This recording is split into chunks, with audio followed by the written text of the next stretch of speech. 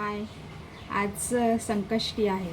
मग संकष्टी असल्यामुळे तर आज सर्वांचे उपवास आहेत.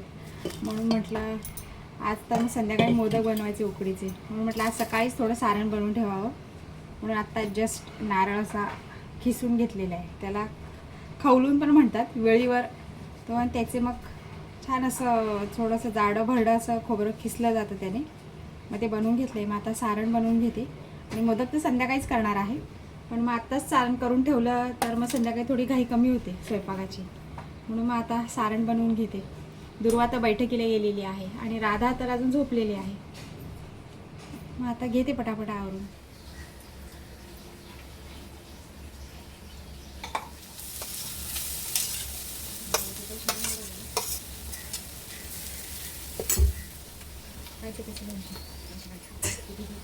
तिला तरी काय बोलणार.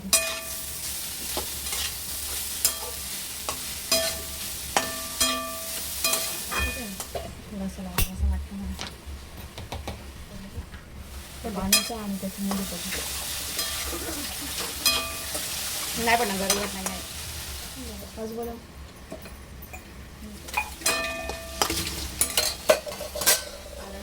रेडी आहे आता. त्यानंतर संध्याकाळी आमचं चहापाणी वगैरे झालं आणि त्यानंतर मग आम्ही थोडं लवकरच स्वयंपाकाला लागलो, कारण आज स्वयंपाकामध्ये बरेच पदार्थ बनवायचे होते. मग तशा वेळी आई आणि जाऊबाई असल्यामुळे तिघीजणी असल्यामुळे पटापटा होतात. पण तरी पण मग राधाला पण लवकर जेवायला लागतं आणि दादांना पण लवकर जेवायला लागतं.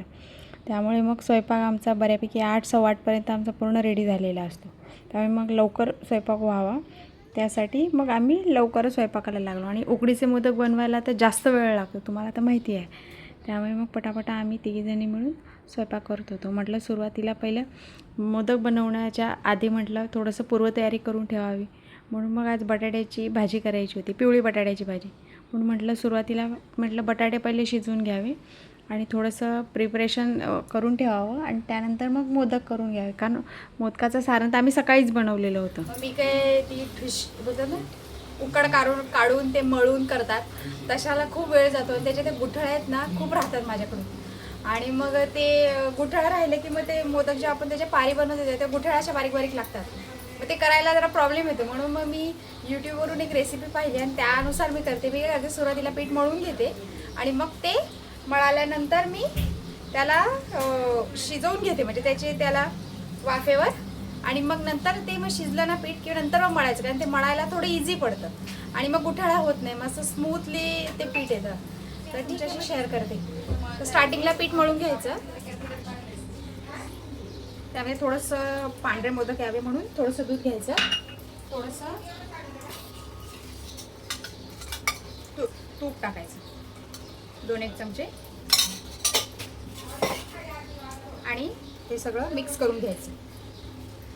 असं झालं की मग आपलं थंड पाणी असतं, ते थंड पाणी त्यात ॲड करायचं आणि आपण जसं नॉर्मल पीठ मळतो तसं मळून घ्यायचं.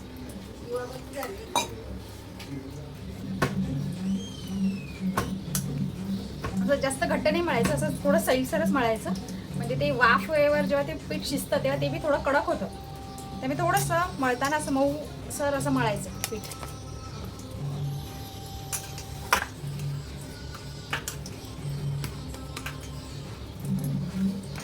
पाणी ठेवायचं आणि पाणी ठेवायचं. त्यानंतर चाळण असते, त्या चाळणीलाच तेल लावायचं. मी 2 in 1 काम करते, म्हणजे पीठ पण ह्याच्यातच शिजवून घेते आणि नंतर मोदक बनवल्यावर मोदक पण उकडत ह्याच्यातच घालते. म्हणून मग ह्याला तेल लावलं आणि असं टोपावर ठेवलं.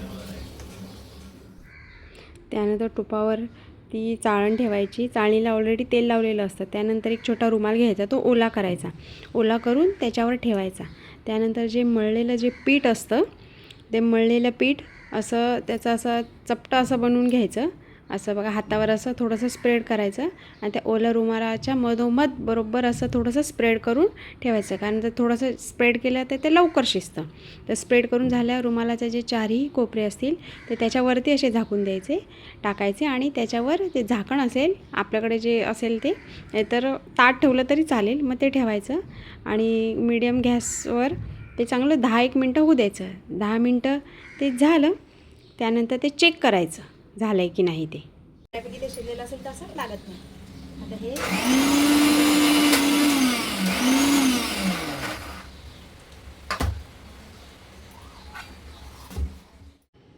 त्यानंतर ते एका ताटामध्ये काढायचं. ते काढल्यानंतर ते खूप गरम असतं आणि हाताला चटके बसतात, म्हणून मग तांब्या घ्यायचा आणि तांब्याने ते थोडंसं असं मळून घ्यायचं, असं फोडून घ्यायचं ते पीठ. आणि मग फोडून झाल्यावर थंड पाणी घ्यायचं ग्लासात आणि गरम गरम असतानाच ते थोडंसं पाणी घेऊन त्याला असं मळायचं. आणि जर खाली जर पीठ चिटकत असेल तर तूप घ्यायचं, हाताला तूप लावायचं आणि खाली ताटाला पण तूप लावायचं आणि ते चांगलं मळून घ्यायचं. अशा पद्धतीने जर पीठ मळलं तर मग ह्याच्या गुठळ्या होत नाही, कारण ऑलरेडी आपण पीठ स्मूथली अगोदर मळलेलं असतं आणि ते शिजवून घेतलेलं असतं. त्यामुळे ह्या पद्धतीला जास्त मळावं लागत नाही किंवा गुठळ्या वगैरे होत नाही. मग असं थोडं हातावर थंड पाणी घ्यायचं आणि पीठ थोडं थंड झालं की असं मग ते मळून घ्यायचं, छान व्यवस्थित मळायचं. आणि उकडीच्या मोदकाचं कसं असतं, जेवढं पीठ तुम्ही जास्त मळाल, चांगल्या पद्धतीने मळाल, तेवढे मोदक आणि मोदकाची जी पारी असते ती व्यवस्थित येते आणि मोदक पण छान व्यवस्थित होतात. जर पीठ व्यवस्थित नाही मळलं तर त्याच्या पाऱ्या जेव्हा तुम्ही बनवायला घेता तेव्हा त्या अशा तुटतात. त्यामुळे जेवढं शक्य असेल तेवढं पीठ मळायचं. फोडणी देते आणि आता इथे मी मसाले भात करून घेते पटकन. आणि मोदक पण परत बनवायचे, पुरी बनवायची आहे. आता आम्ही सगळा एक पंचपक्वानाचा घाट घातलेला आहे आज. बटाट्याची भाजी, पुरी, श्रीखंड, मोदक, मसाले भात नाही आधी हां, एवढं सगळं आता बनवायचं आहे आम्हाला. मग आता तेच चाललंय, बनवतो आता. मी मसाले भात माझ्या पद्धतीने करते.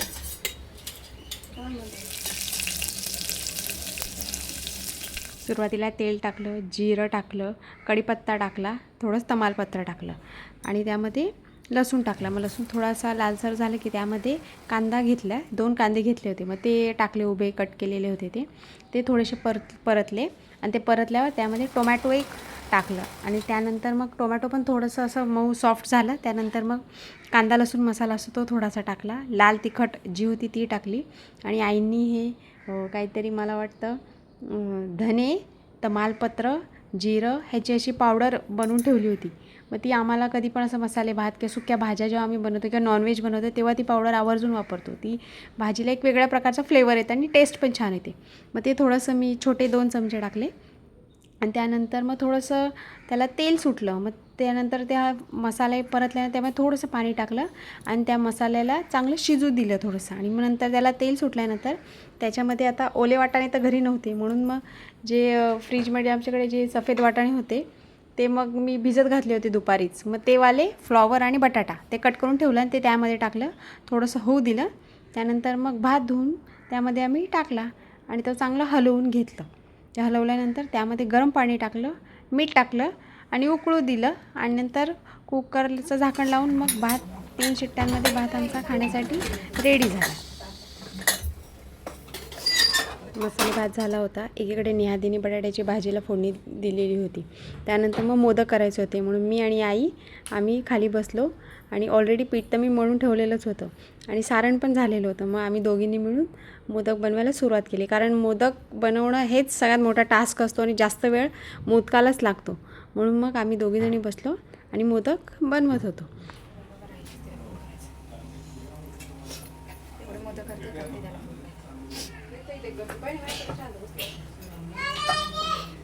मला येऊन ना फॅनचं नाही काय प्रॉब्लेम, थोडा कमी ठेवा. हा, हे झाकव द्या. मोठा होता ना नारळ.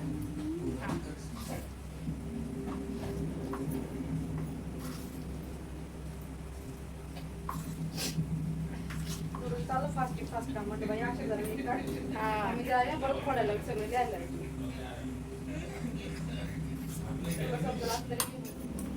केला काय ते ना राधा मॅडम इकडे बसा. इकडे पुरी पुरी नाही, मोदक येते. मोदक इकडे बस, इकडे बस. इकडे राधा काय, इकडे बसा. इथं राधा काय खाणार? हे काय बोलतात त्याला? हा, काय बोलतात?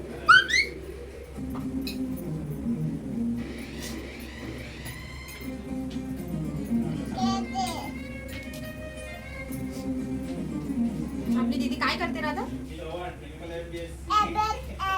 अभ्यास करते. आणि राधा काय करते? संध्याकाळी आणलं पण आज गेलो असं चाललं असतं रविवारचं आहे. दादा पुढच्या ते थांबायचं नाही म्हणतात.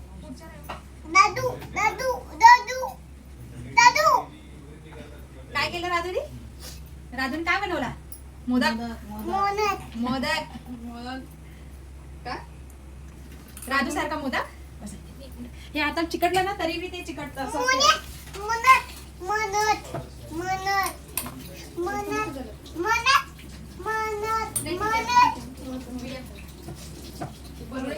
Next time थोडीशी छोटी असते. आकडा आहे अजून बराच दिवस.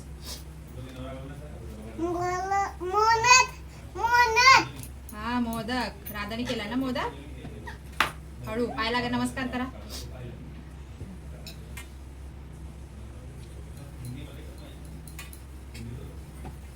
नमस्कार असा तिकडे डवळा डवळणी करा नाही पाहते मी तुपाचा. आपण करतो तसंच. राजू सारखा छोटासा मोदक ना राजू. राजू सारखा हे म्हणाला हेच घे. हा, ठेवा. राजू काय बनवते राजू? पुरी. कोणती पुरी? गोड का तिखट? तिखट का गोड? तू पाहिजे तू.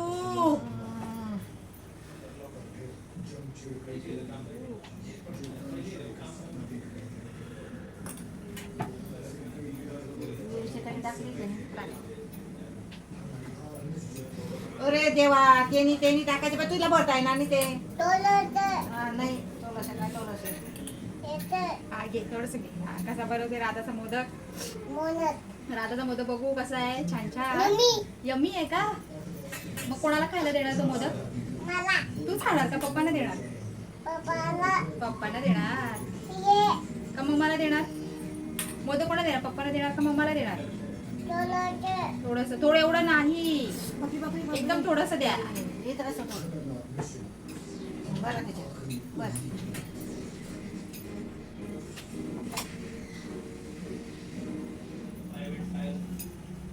थांब बेटा.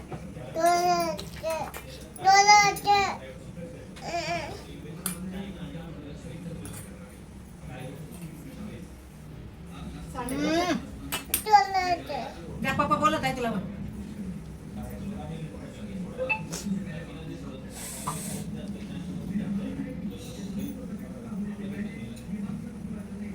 आधी त्याच्यामध्ये नाही हे काय करा ते ठेवा. त्याच्या एवढा एक बसून जाईल.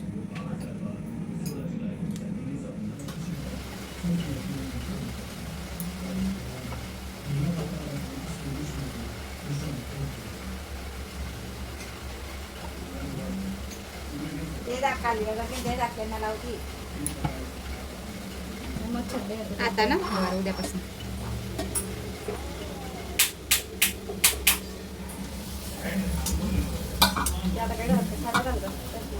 मोदक बनवून झाल्यानंतर मग ते असे 10 मिनटं ते परत त्याच्यावरती चाळण ठेवून त्यामध्ये ओला कपडा ठेवला आणि त्याच्यावर ते मोदक परत 10 मिनटं होऊ दिले. आणि 10 मिनटानंतर ते शिजले आणि शिजल्यानंतर ते गरमागरम काढून घेतले.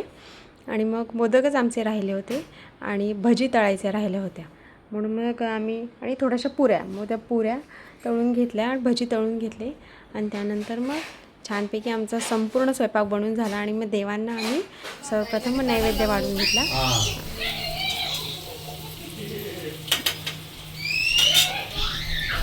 त्यानंतर मी एका ताटामध्ये मोदक वाढले आणि दुसऱ्या ताटामध्ये पुरी, श्रीखंड, बटाट्याची भाजी, मसाले भात, वडे वगैरे होते ते एका ताटामध्ये काढले.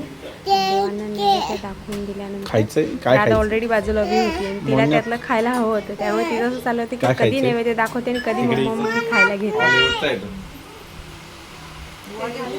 काय पाहिजे राधाला? पुरी घे घे घे. काय म्हणते त्याला राधा? पुरी. याला याला काय बोलतो?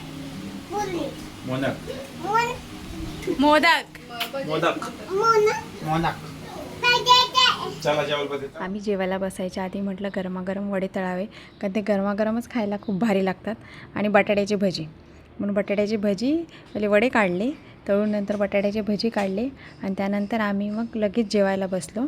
आणि जेवायला बसण्याच्या वेळेस मग आम्ही उपवास वगैरे सोडून घेतला दोघींनी पण.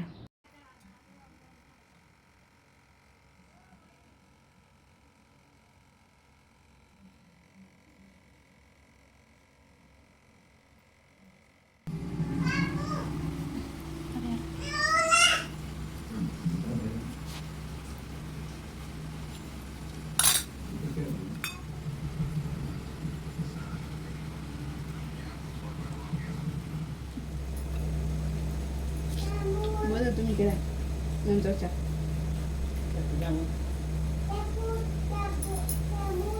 बसला ना, एकदम सॉफ्ट